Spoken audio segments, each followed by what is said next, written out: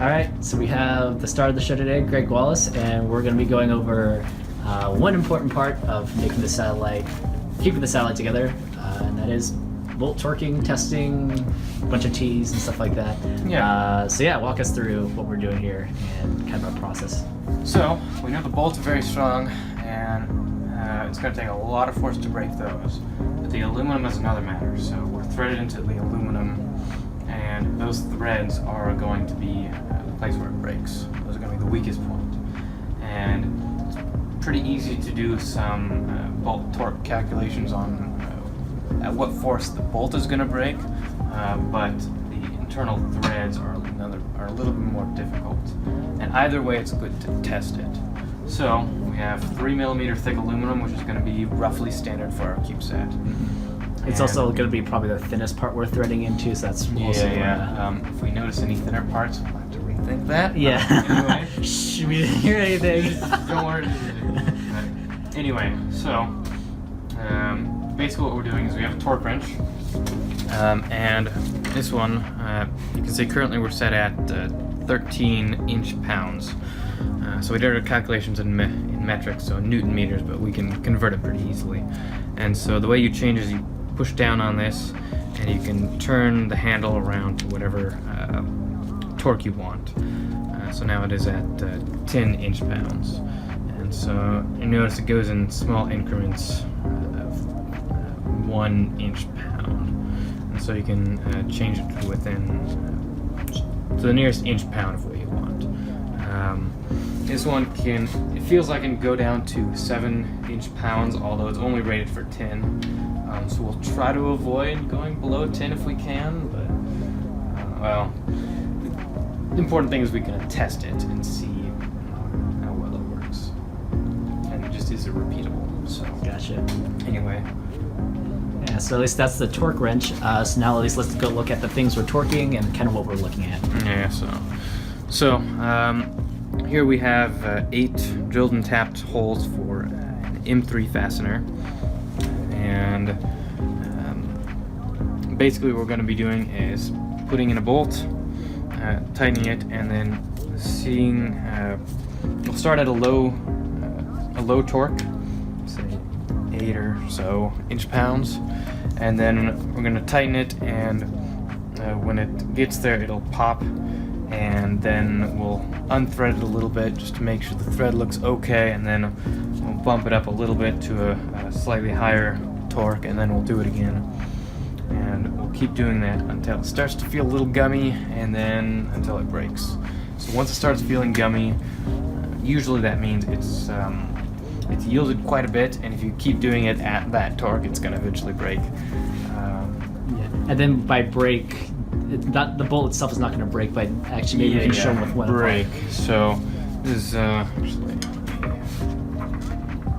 So let's look at this one. So this one we torqued in, and once we got to 13 inch-pounds or so, it started giving. So I'm going to go down to 7 now and see if it continues to. Yes, it does. So, anyways, you see that it's currently set at higher torque, but we just keep spinning and spinning, and it doesn't go any lower, and it doesn't get any tighter, and that's how you know it's screwed. So let's see if we can even untorque this one. Oh yeah, we can actually pull it out. Sometimes it'll damage the thread so bad that you can't unscrew it, and that can be really hard to deal with if you absolutely need the part and you have a really strong bolt. Now you have to remove that bolt somehow without damaging the rest of the part. So if you'd like to look at this bolt now, has a lot of shiny metal around it. So the bolt has a black oxide coating on it.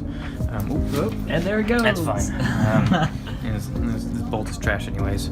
So black oxide coating, that's just to prevent rust. We can also get like nickel coated and stuff, but for space applications you probably want black oxide. And you can also see there's a few like actual threads of like aluminum stuck in the threads.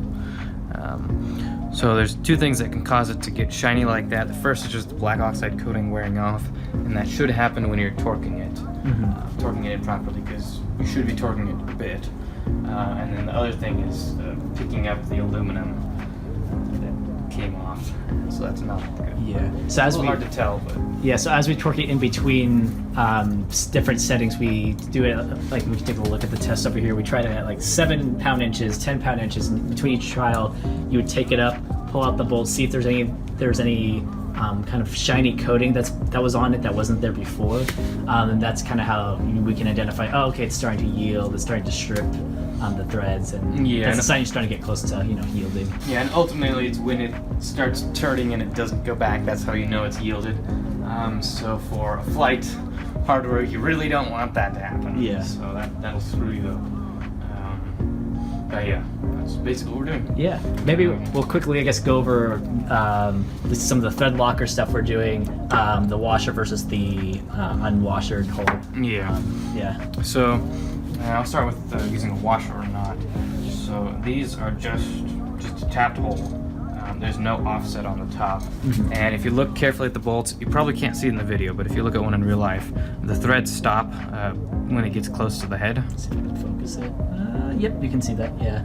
And so the problem is if our metal is tapped 3 inches and you tap it all the way up to the and then you install the bolt all the way up to the head, now that section that wasn't threaded fully up to the head will have to basically dig into the aluminum just to get there, and so that'll start damaging the joint, and it'll mean that we're no longer threading into 3 millimeters. We could be threading into maybe 2 3/4 millimeters or something like that.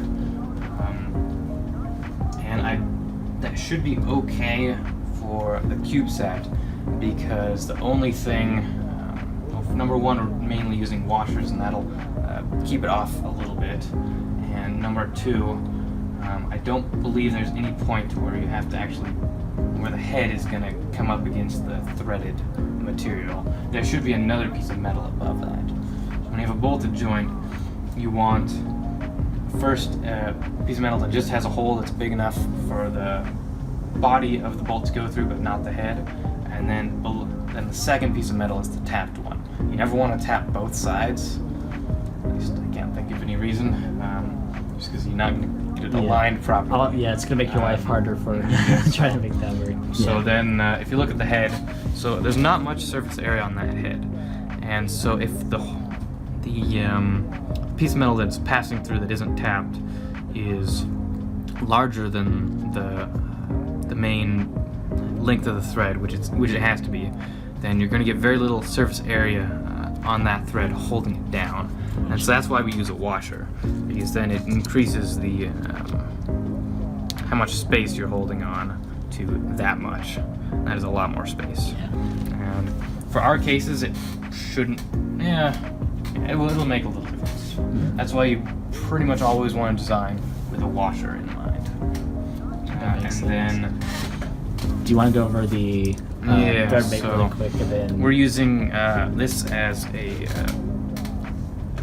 just a sealing compound or a thread locker. So the idea is that you apply it to the thread, follow the directions. In this case, we have to wait 10 to 30 minutes before we actually install it. So it's going to be applied, it's going to start drying a little bit, and then we install it into the hole. And that's going to do 2 things. First, it's going to lubricate the joint a little bit, which will help if we have to disassemble it later. Mainly just because it won't start galling the metals too badly. And then it'll also help keep the bolt in there in heavy vibrations. So anytime you have things that are held together with friction, like a bolt, under heavy vibrations, you start risking things just walking out slowly. It happens with everything. It's probably not a concern for us because the flight's only going to the worst vibration in the flight is only going to be a couple minutes. It's good to have it anyways. A lot of times you buy like Loctite at the store or whatnot. We bought this one specifically because it's low outgassing. So one of the things we want to do. Remember the brand, kids. It actually wasn't too expensive. So it's definitely. What was it? How much was it? It's like $30. I think $30. More than usual. We're never going to use all of this anyways. So. At least hopefully not. Screw it up. I mean, it's almost certainly overkill using this as opposed to just Loctite, which does have some outgassing. Yeah. Do we also, so before you put thread locker on, you usually want to put some isopropyl alcohol? So we want to clean it first.